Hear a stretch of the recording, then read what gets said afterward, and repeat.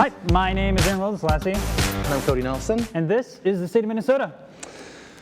The Minnesota Department of Employment has released the 2015 Guide to Starting a Business in Minnesota. The guide is 1 page long and reads as follows. Step 1, start a brewery. Step 2, refer to Step 1. After a year of revealed closed dates, Nyes Polonaise Room has scheduled a final closing day, this April 3rd. Tickets are now available for their Halloween show. Kemp's released a green vanilla-flavored milk commemorating the Green Bay Packers' recent playoff run. When reached for comment, the guy that created green ketchup said, "Oh, so when it's milk, it's cool." Okay. Richard Mann, a 101-year-old St. Paul resident, was seen shoveling his neighbor's driveway last weekend. When reached for comment, the neighbor said, "I was getting to it."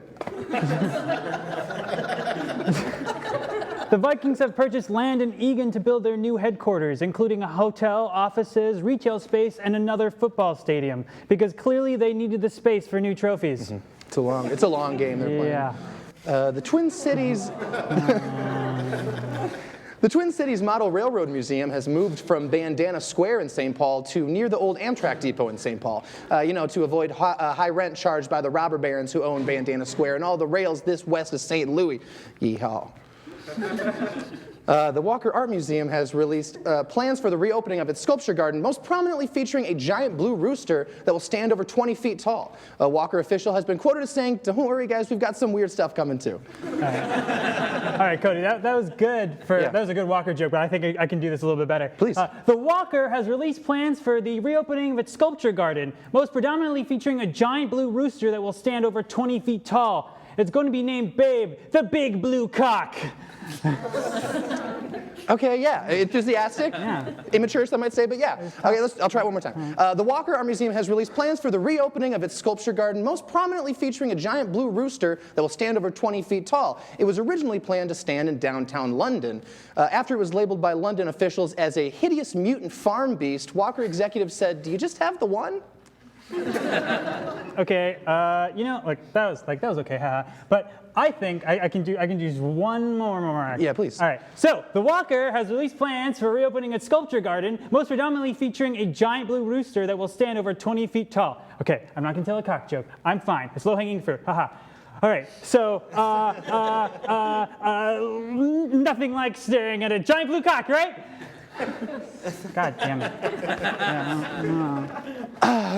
So the AARP labeled Minneapolis as the first age-friendly city in Minnesota, citing access to affordable food and respect for seniors. When reached for comment, Minneapolis seniors said, "Are you still dating that Courtney girl? She always seemed like a bit of a whore."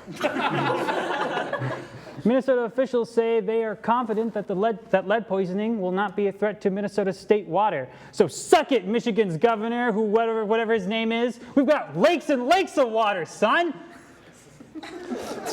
God, that feels good. God, I've never been thirsty in my life. You finally got it out of your system. Yeah, It's been bottled up for a while. God. Residents of northeast Minneapolis are posing frozen jeans to look like the jeans are standing on their own, creating sculptures of peopless pants on their front lawns. In other news, trending outside in northeast Minneapolis right now, a lot of cold, shirtless ghosts. 1,650 counterfeit hoverboards were confiscated at the Minnesota-Canadian border last weekend. Meanwhile, a 15-year-old named Trey somewhere just received a text saying, "They got the stash." And the Dyna Man built a giant snowball out of frozen towels last week. Local media publications planned to interview the man, but decided against it because who wants to hear about a guy so lonely he'd do that?